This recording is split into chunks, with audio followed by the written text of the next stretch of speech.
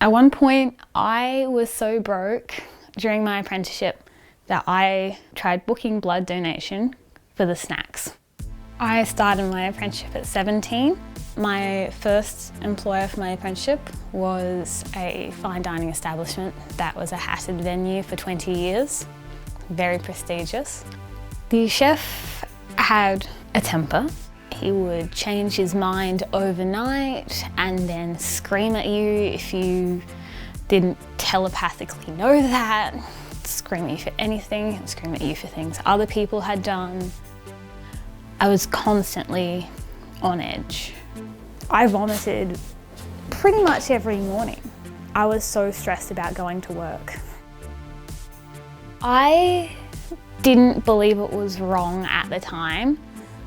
I believed it was the old school hospitality way. You work for practically no money, you get screamed at, you finish the shift up, you drink to forget it, and then you go home and eat 2-minute noodles because that's all you can afford. And that's a cycle every day. It was commonplace to run a section by yourself as an apprentice, even a first year. On my second employer, I was lovingly called the half-price chef. It was a lot of pressure. It was pretty normal to bend down into your bench or service fridges and just have a quick cry. Quick cry, rub it on your shoulder, keep going. Effectively, I was by myself. I would come in, look at the prep list, get everything I needed, make what I needed, pack down, get ready for service, make food, send food, finish up the day, write prep lists for the next day, do everything that a normal chef de partie would for $12 an hour. I left because on Mother's Day that year, I had to walk out and have a quick cry by myself in the bathroom.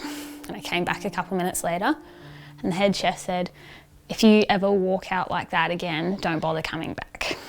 And so a couple months later in June, I worked all day on pastry section by myself. The pastry chef was on their weekend. And I was just being constantly put down. Nothing was good enough, nothing was fast enough. And it got to the point where I did like the head chef said. I walked out and I didn't come back. I didn't even go back to get my shoes. I got one of my friends to go get it for me. I genuinely thought they were going to hurt me when I came back.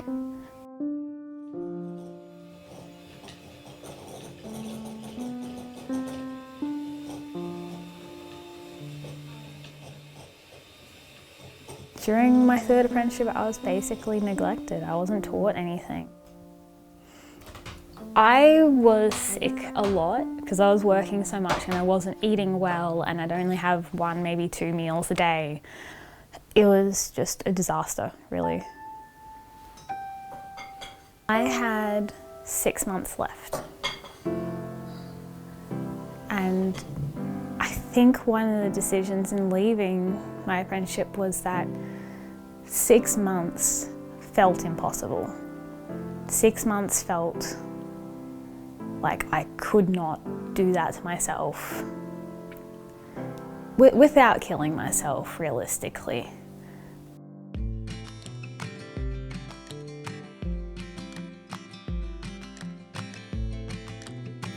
It got to the point where I couldn't convince myself it was bad luck anymore. I couldn't convince myself it was me, and then I had to work harder and be better. And I knew it wasn't me because the head chef at the third employer said, "You're the best apprentice I've ever had." So it wasn't me, and it wasn't bad luck, it was institutional. Employers should have more regulation on who can have an apprentice. There's lots of benefits to the business, but there needs to be some responsibility for their training and their care.